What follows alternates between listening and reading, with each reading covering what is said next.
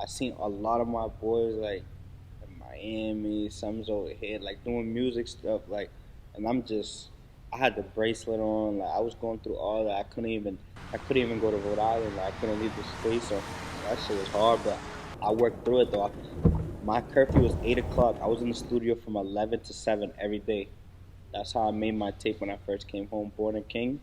I was in the studio 11 to 7 every day, so I was just keeping myself focused in the studio because I knew once I got out the bracelet, I was gonna turn up. I was gonna take over, you know. You're going to Quad Studios? Yeah, I want to go to Quad.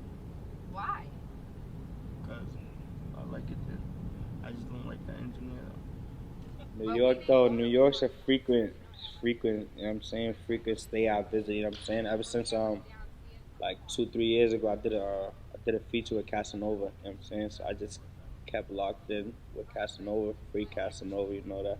You know what I'm saying, but like yeah, I started off like that. Did a feature with Bro. You know what I'm saying, I just stayed in touch with his peoples. Shout out Cardi, shout out Ray, his whole 2 times team. I stayed in touch with them. You know what I'm saying, but when we just went to New York, I just wanted to get a different feel. You know, I can't just keep recording at one studio all the time. I just want to get a different feeling. I want to get a different vibe. You have your team, you know, you have your funds to fund your career and pretty much put it to where it needs to be put at. What do you think is lacking right now? Like, what do you need? Locking in. I'm too distracted by what's going on around me. What is that? Real life shit. Real life shit. I'm going through real life situations.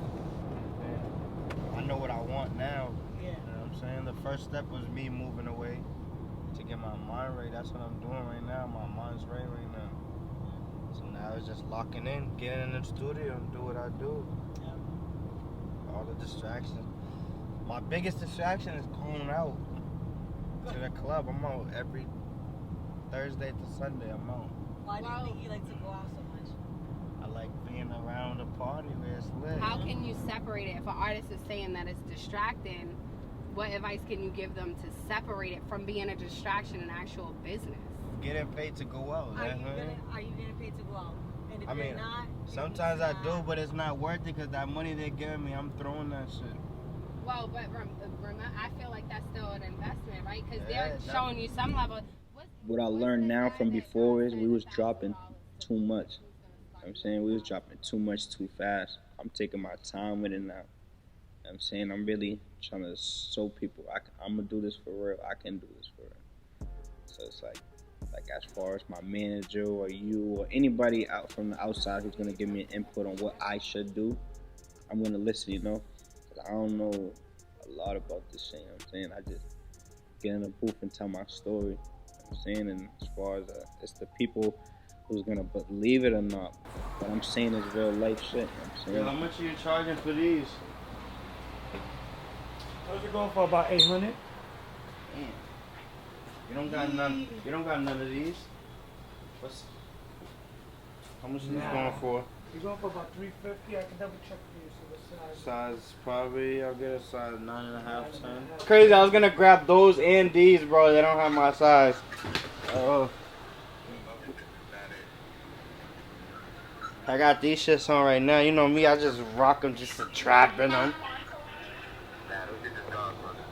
Like I'm trapping in these niggas here, crazy. I'm running up 100K in these.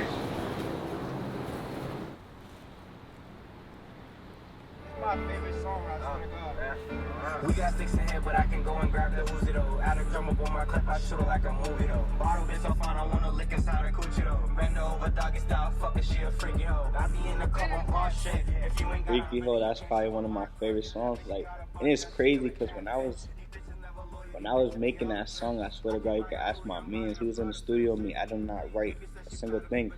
But the whole time I'm making that song, I'm thinking about one specific bottle girl. You feel me? So it's like, when I was making that song, he's like, cause I know who you're talking about. It was just like, I was just like, fuck it. If he can guess it, it's just, that means that's what people's thinking about when they hear it. Like, who's he talking about?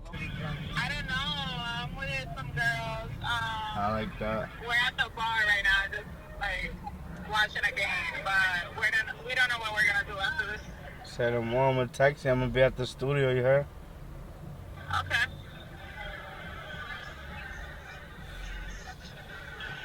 I'm gonna text you. Alright? He's already playing booty. She's like, alright. Like another thing I went to, because our generation and what we ain't going through right now is just like so many females is like so stuck on this wave right now. Like females act towards men who get money, you know what I'm saying? I was making it like that, like certain females, if you don't have money, they won't entertain you, you know what I'm saying? So when I started off the verse, I said, I be in the club, you know what I'm saying? Like I've started it off like I'm one of them niggas, you know what I'm saying?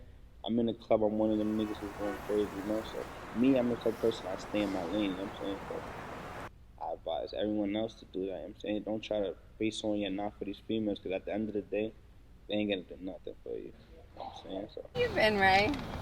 Right? Cooling, man, staying out the way. trying to dodge the. Nigga, Ray don't fuck with us no more. Nah, that's not true. You know you my dog, nigga.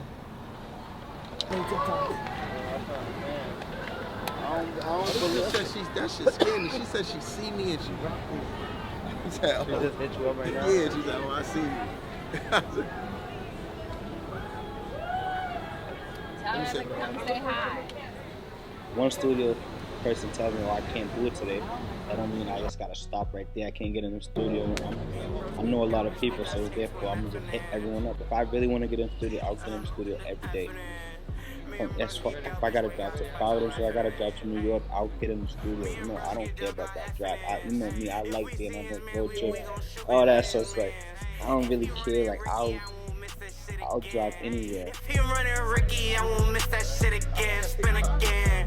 Me and Broski dog got evidence. If we see that nigga, we gon' shoot him in his. You know, Cali trip is just.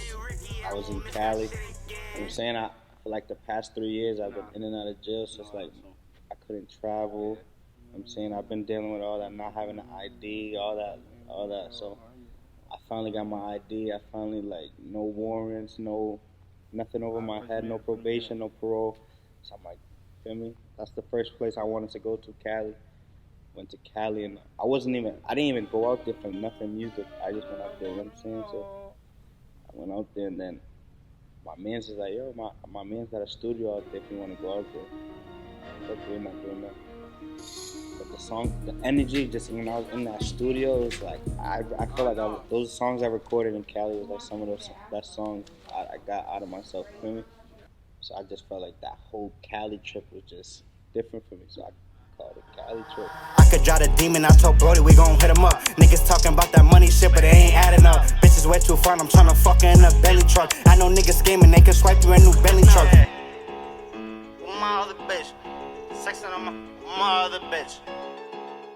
Those dog, I'm the show off.